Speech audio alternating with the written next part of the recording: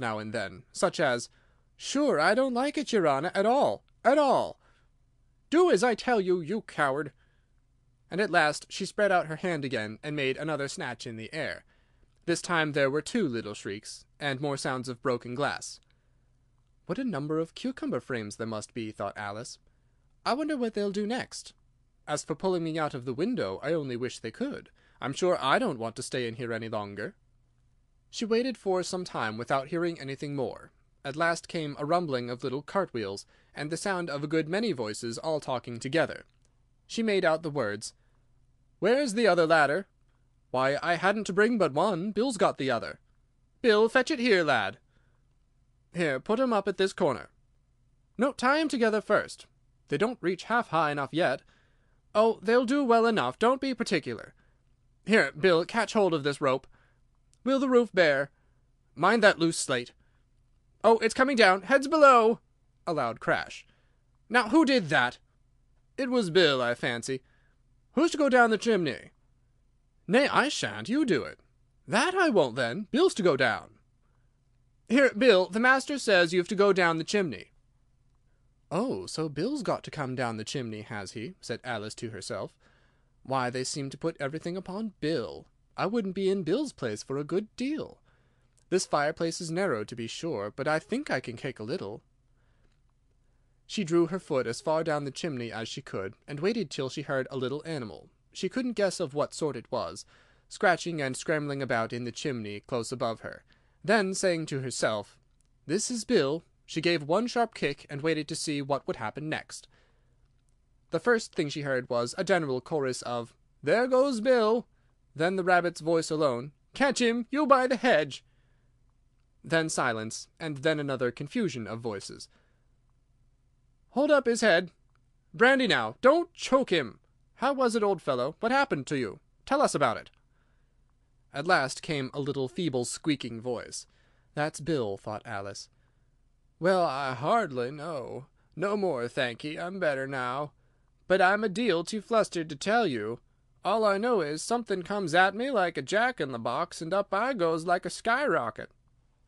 "So you did, old fellow," said the others. "We must burn the house down," said the rabbit's voice, and Alice called out as loud as she could, "If you do, I'll set Dinah at you." There was a dead silence instantly, and Alice thought to herself, "I wonder what they will do next. If they had any sense, they'd take the roof off." After a minute or two they began moving about again, and Alice heard the rabbit say, "A barrowful will do, to begin with." A barrowful of what? thought Alice. But she had not long to doubt, for the next moment a shower of little pebbles came rattling in at the window, and some of them hit her in the face. "I'll put a stop to this," she said to herself, and shouted out, "You'd better not do that again," which produced another dead silence. Alice noticed with some surprise that the pebbles were all turning into little cakes as they lay on the floor, and a bright idea came into her head. "If I eat one of these cakes," she thought, "it's sure to make some change in my size, and as it can't possibly make me larger, it must make me smaller, I suppose." So she swallowed one of the cakes, and was delighted to find that she began shrinking directly. As soon as she was small enough to get through the door, she ran out of the house, and found quite a crowd of little animals and birds waiting outside. The poor little lizard Bill was in the middle, being held up by two guinea pigs, who were giving it something out of a bottle. They all made a rush at Alice the moment she appeared, but she ran off as hard as she could, and soon found herself safe in a thick wood. "The first thing I've got to do," said Alice to herself as she wandered about in the wood, "is to grow to my right size again, and the second thing is to find my way into that lovely garden. I think that will be the best plan." It sounded an excellent plan, no doubt, and very neatly and simply arranged. The only difficulty was that she had not the smallest idea how to set about it, and while she was peering about anxiously among the trees, a little sharp bark just over her head made her look up in a great hurry. An enormous puppy was looking down at her with large round eyes, and feebly stretching out one paw, trying to touch her. "Poor little thing!" said Alice in a coaxing tone, and she tried hard to whistle to it, but she was terribly frightened all the time at the thought that it might be hungry, in which case it would be very likely to eat her up in spite of all her coaxing. Hardly knowing what she did, she picked up a little bit of stick and held it out to the puppy, whereupon the puppy jumped into the air off all its feet at once, with a yelp of delight, and rushed at the stick and made believe to worry it. Then Alice dodged behind a great thistle to keep herself from being run over, and the moment she appeared on the other side, the puppy made another rush at the stick and tumbled head over heels in its hurry to get hold of it. Then Alice, thinking it was very like having a game of play with a cart-horse, and expecting every moment to be trampled under its feet, ran round the thistle again. Then the puppy began a series of short charges at the stick, running a little way forwards each time, and a long way back, and barking hoarsely all the while, till at last it sat down a good way off, panting, with its tongue hanging out of its mouth, and its great eyes half shut. This seemed to Alice a good opportunity for making her escape, so she set off at once, and ran till she was quite tired and out of breath, and till the puppy's bark sounded quite faint in the distance.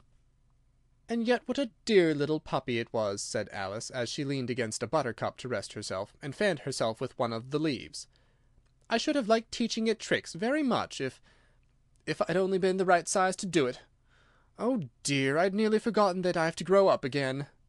Let me see, how is it to be managed? I suppose I ought to eat or drink something or other, but the great question is what?" The great question certainly was what. Alice looked all round her at the flowers and the blades of grass, but she could not see anything that looked like the right thing to eat or drink under the circumstances. There was a large mushroom growing near her about the same height as herself, and when she had looked under it, and on both sides of it, and behind it, it occurred to her that she might as well look and see what was on the top of it. She stretched herself up on tiptoe, and peeped over the edge of the mushroom, and her eyes immediately met those of a large blue caterpillar, that was sitting on the top with its arms folded, quietly smoking a long hookah, and taking not the smallest notice of her, or of anything else. End of Chapter 4.